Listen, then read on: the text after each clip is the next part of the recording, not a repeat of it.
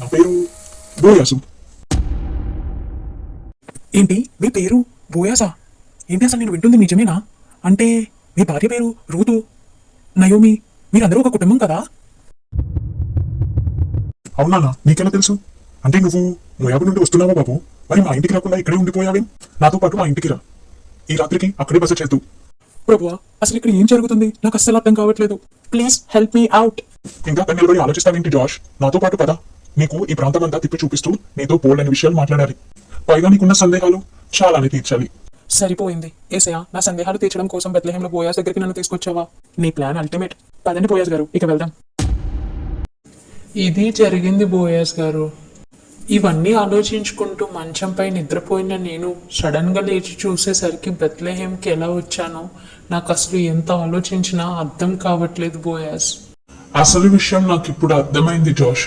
నువ్వు సారా గురించి ఆలోచిస్తూ పడుకున్నావు. నీకున్న సందేహాలని నివృత్తి చేయడం కోసం మన తండ్రి అయిన దేవుడు నిన్ను కాలంలో వెనక్కి తీసుకొచ్చి నా ముందర నిలబెట్టారు.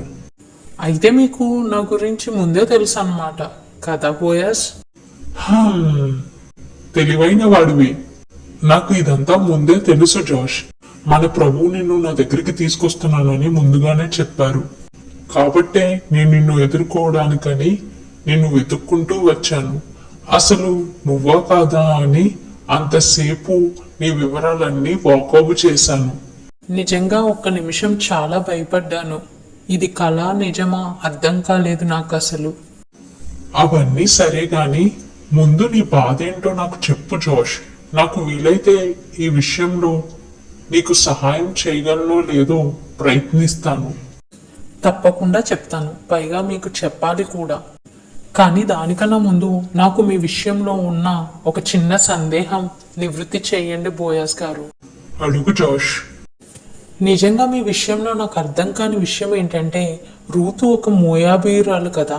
అందులోనూ దేవుని ధర్మశాస్త్రం ఇశ్రాయేలీయులైన మీకు స్పష్టంగా సెలవించింది కదా.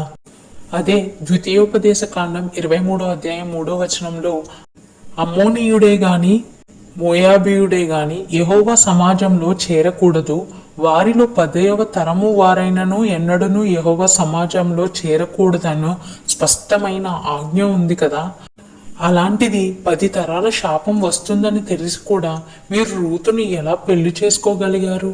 తనని అంతగా ఎలా ప్రేమించగలిగారు బోయాస్? చాలా మంచి ప్రశ్న జోష్. నిజానికి రూతుపై నా ప్రేమ దేవుని పాదాల దగ్గర పుట్టింది. అప్పటి వరకు కేవలం నా పనిగత్తెల్లో ఒకదానిగా రూతుని చూసిన నేను ఆమె తన అత్త కోసం తను చేసిన త్యాగం చూసి చలించిపోయాను. యవనస్తురాలు తన భర్త చనిపోగానే ఓర్ఫాలాగా తన అత్త బాధ్యత వదిలించుకొని వెళ్ళిపోయే అవకాశం రూతుకు ఉన్నా సరే, కేవలం తన అత్త దగ్గర నేర్చుకున్న దేవుని ప్రేమను గూర్చి ఆనాడు రూతు నయోమిని విడిచి వెళ్ళలేకపోయింది. ఇశ్రాయేలు దేవుణ్ణి ప్రేమించిన తను అదే ప్రేమతో నయోమిని హత్తుకుంది. ఆ ఒక్క కారణం నాకు ఆమెపై కటాక్షము కలిగించింది జోష్.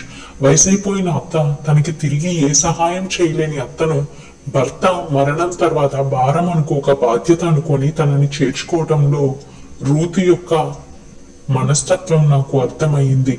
నిజానికి దేవుడు మెచ్చుకునే గుణమేంటో తెలుసా? బంధాలు భారం అనుకోకుండా బాధ్యత అనుకోవడం.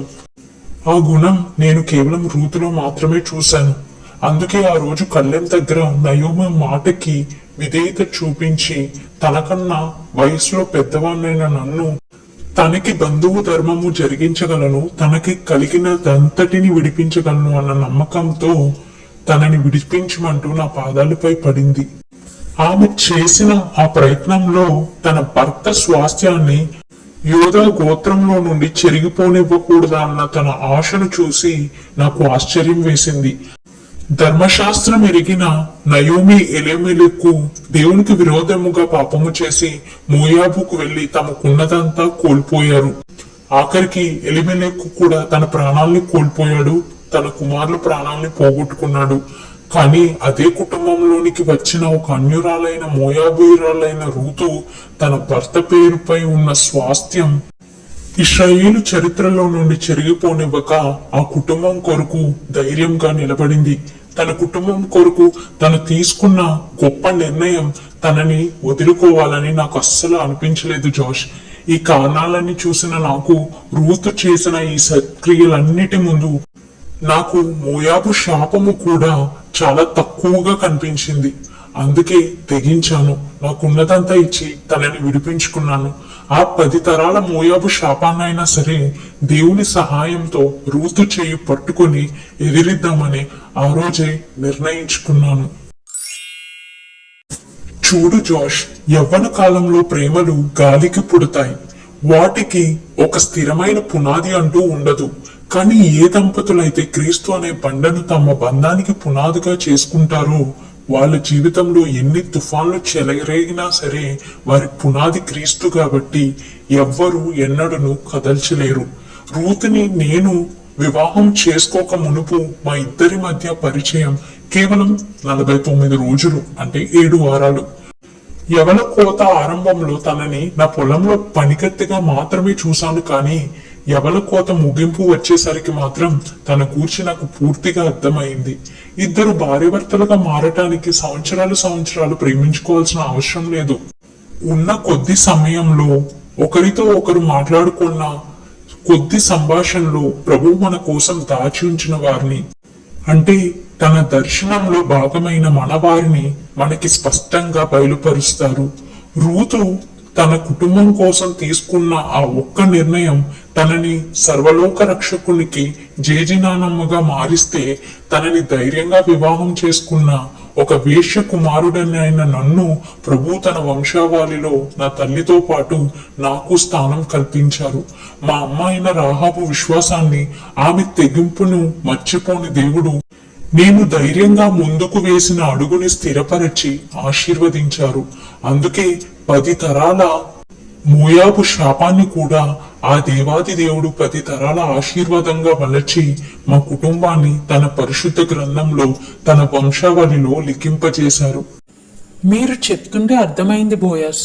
ఒక స్త్రీలో మనం ముఖ్యంగా చూడాల్సింది తను తన కుటుంబం కోసం వేస్తున్న అడుగు, తన ఇష్టంగా మోస్తున్న ప్రతి బాధ్యత, ప్రభు మాటికి తను చూపే విధేయత అని.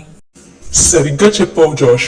అందానికి, అలంకారాలకి, విచ్చలవిడితనానికి, ఇష్టానుసారమైన జీవితాలకి అలవాటు పడ్డ స్త్రీలు ఉన్న నేటి కాలంలో దైవభక్తి కలిగిన స్త్రీలను ఎంచుకోవడానికి మన ప్రభువు సహాయం తప్పనిసరి. నాలా నిజానికి నువ్వు ఎక్కువ కష్టపడకుండానే ప్రభు సారాన్ని తీసుకొచ్చి నీ కళ్ళ ముందు ఉంచారు.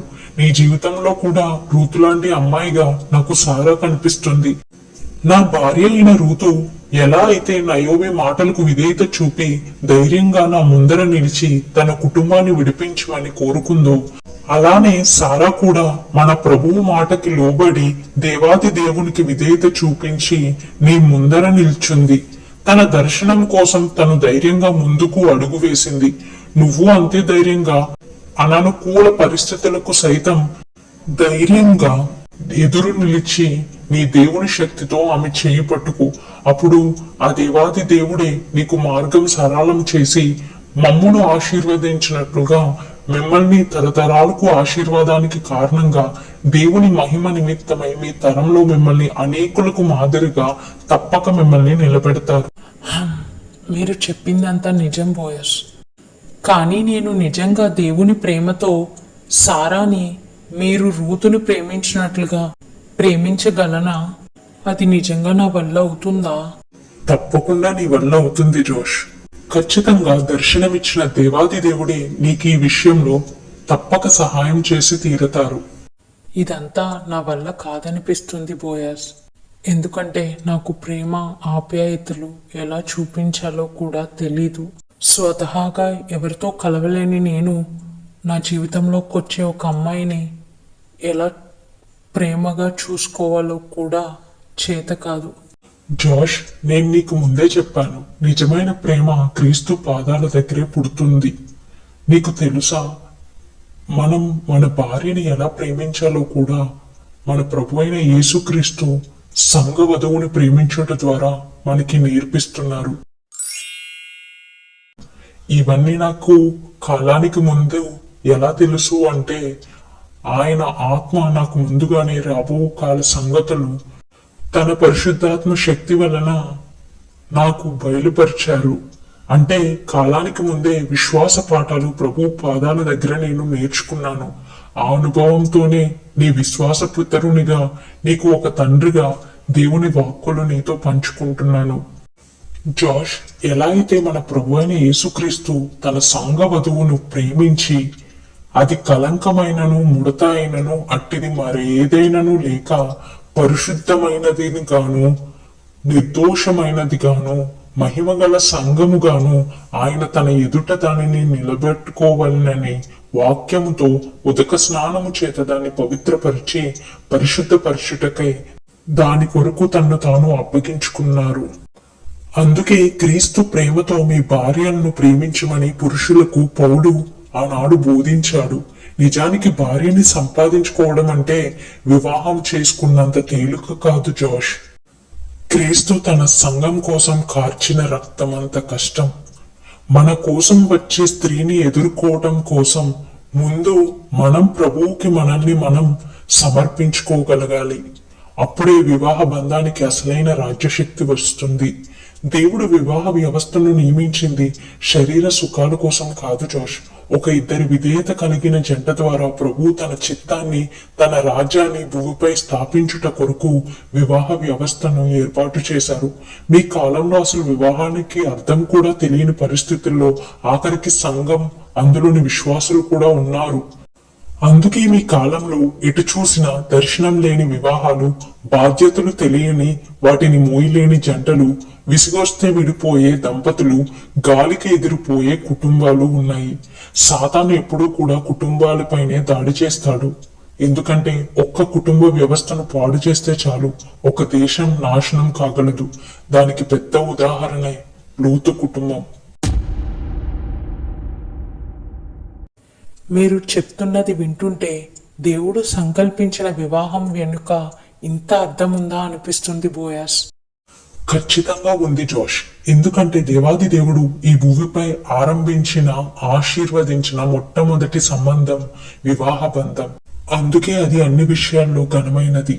ఒక తల్లి కూతురు లేదా తండ్రి కుమారుల కన్నా ముందు భార్యాభర్త సంబంధం మాత్రమే ప్రభు ప్రారంభించడానికి కారణం, ప్రతి పురుషునిలో ఒక తండ్రి ఉంటే ప్రతి స్త్రీలో తల్లి మనసు ఉంటుంది.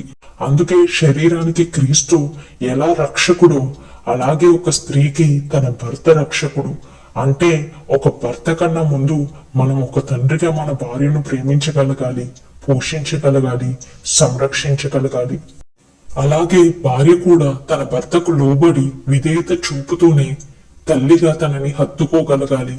ఇలా ఏ కుటుంబంలో అయితే భార్యాభర్తలు ఈ దేవుని ఉద్దేశాన్ని సరిగ్గా అర్థం చేసుకోగలుగుతారు, అప్పుడు తప్పకుండా వారి కుటుంబాన్ని మన ప్రభువు తరతరాలకు ఆశీర్వాదంగా మలుస్తారు. నిజంగా చాలా థ్యాంక్స్ బోయాస్. ఇంత వివరంగా ప్రభువు మీకు నేర్పిన పాఠాలు ఒక తండ్రిగా మీరు నాకు నేర్పించారు. దేవునికే మహిమ జోష్. నిజానికి పరిశుద్ధ గ్రంథంలో ప్రభువు జరిగిపోయిన మా జీవితాల ద్వారా మీ ప్రస్తుతంలో మాట్లాడాలనే మా జీవితాలను గ్రంథస్థం చేయించారు. మీకు నేర్చుకునే మనసు ఉంటే చాలు, ఏ కాలంలో అయినా మా జీవితాల ద్వారా, మేము వెళ్ళిన పరిస్థితుల ద్వారా ప్రభువు మీతో మీ ప్రస్తుత పరిస్థితుల్లో కూడా మాట్లాడతారు. అందుకే పరిశుద్ధ గ్రంథాన్ని నిర్లక్ష్యం చేయొద్దు జోష్. చివరిగా నేను నీతో చెప్పాలనుకుంటుంది ఇదే. దేవుడు నిర్ణయించిన బంధం మీది.